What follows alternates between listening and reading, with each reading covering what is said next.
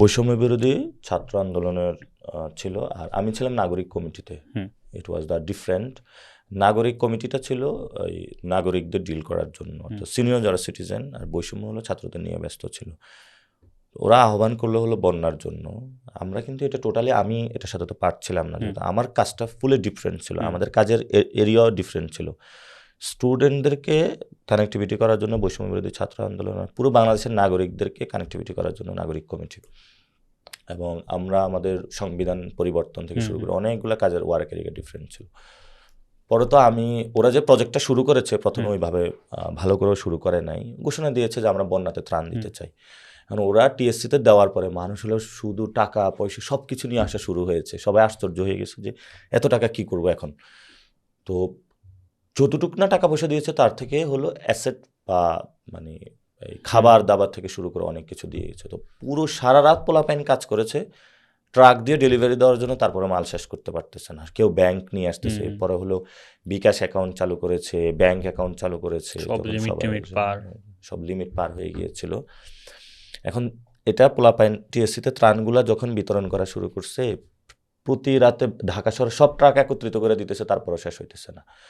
এর মধ্যে খাগড়াছড়ি থেকে ওইদিকে থেকে রিফাত রশিদ আমাকে ফোন দিল, ভাই আমরা ত্রাণ বিতরণ করে আসছি, আমরা তো এখন খুঁজে পাইতেছি না, আমরা কই আসি। পরে আমি ওইখানে প্রশাসনের সাথে যোগাযোগ করলাম, পরে ওদেরকে উদ্ধার করার ব্যবস্থা করলাম। তো ওদের তো সংগঠনটা ছিল না, এবং ত্রাণ বিতরণ করতে যায় এই সব জায়গায় তো পানি, তাহলে পানিতে কোথায় যায় ত্রাণ বিতরণ করবে? সংগঠন না থাকার কারণে ওরা কাউকে ওইখানে চিনেও না, জানেও না। তো ত্রাণগুলো সাধারণত দুইটা দলের মধ্যে দিয়ে গেছে, জামায়াত ইসলামের মধ্যে দিয়ে গেছে এবং বিএনপির মাধ্যমে দিয়ে গেছে। ওইখানে স্থানীয় যারা তারা বিতরণ করছে। বৈষম্যের পোলাপাইন এখানে একদিকে হলো পলিটিক্যাল জায়গায় ওরা কিছু করতে পারে না, তো ওরা বিতরণ করছে, মানুষের হাতে ওই ত্রাণগুলো গিয়েছে। ওরা বিতরণ করে সংগঠন না থাকার কারণে শেষে কিছু টাকা ছিল, নটলি ওরা বেশি খরচ করতে পারে না, 2-3 কোটি টাকা খরচ করছে, বাকি টাকাটা পড়ে গেছে। টাকা আসতেছে। তো পরবর্তীতে সবাই বললো তাহলে টাকাটা কি করা যায় এখন। তো এখন বন্যার পরে আবার এই পুনর্বাসন প্রক্রিয়া আসে। এখন পুনর্বাসন প্রক্রিয়া বিভিন্ন কোম্পানি বলতেছে আমরা করে দিব, ওদের ওই ধরনের সংগঠনও নাই, কোনো কিছুই নাই যে এটার মাধ্যমে এটা করতে পারবে। তো পরবর্তীতে আমরা সবাইকে বললাম যে তোমরা একটা কাজ করো, এই টাকা যতটুকু আসছে কি আসছে এটা হিসাব দাও কি হয়েছে। তো ওরা একটা হিসাব দিল, হিসাবের পরে আমরা এটাতে স্যাটিসফাইড ছিলাম না, যে আমরা বলি যে মানুষের স্বচ্ছতার জন্য আমরা একটা থার্ড পার্টি দিয়ে অডিট করাবো। এখন অডিট সাধারণত কোনো পক্ষ নেই, বাহির থেকে অডিট করার পরে আমরা একটা এই ম্যানেজমেন্ট ফার্ম দিয়ে অডিট করালাম, ডেবিট এবং ক্রেডিট দুইটাই ক্রস চেক করাইলাম।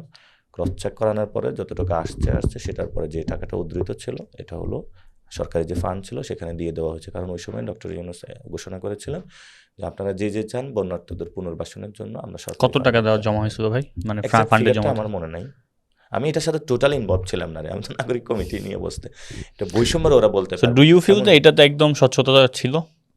এটা আসলে প্রবলেম হয়েছে পোলাপেনগুলা হুট করে বুঝতে পারে নাই কোন দিক থেকে এটা কি হবে। এটা হলো লাইক দ্যাট, আপনি বলছেন আমি ত্রাণ দিতে চাই এলাকায়, তো আপনি চিন্তা করছেন আপনি 20,000 টাকা ত্রাণ বিতরণ করবেন, আপনার কাছে 20 কোটি টাকা চলে আসছে, আপনি কি করবেন তখন?